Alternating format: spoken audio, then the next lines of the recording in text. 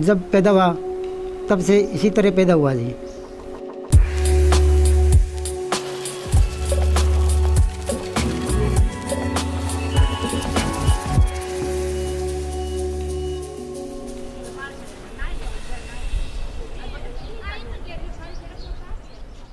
देखो जी, जब से मेरा जन्म हुआ थोड़ा बहुत ज़िंदगी के साथ संघर्ष किया। तो मैंने स्कूल में दाखिला के लिए मैं मास्टर के पास गया था। मास्टर ने स्कूल में दाखिला देने के लिए एक बार इनकार कर दिया। उसी टाइम में मैं मायूस हो गया। फिर सोचा मैं कि कुछ न कुछ करके दिखाएंगे।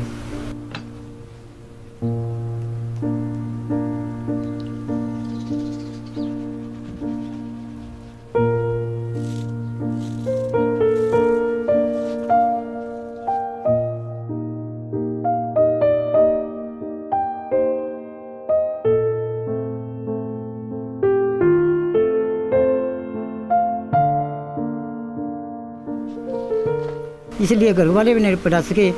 फिर मैंने सोचा कि सरकार तो कुछ तेरे को देगी नहीं, अपनी ज़िंदगी के लिए कुछ न कुछ कर ले।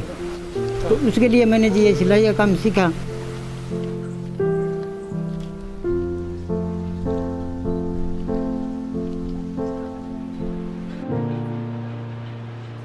Madan Lau has now been a tailor for 22 years, but getting into the trade wasn't easy for him.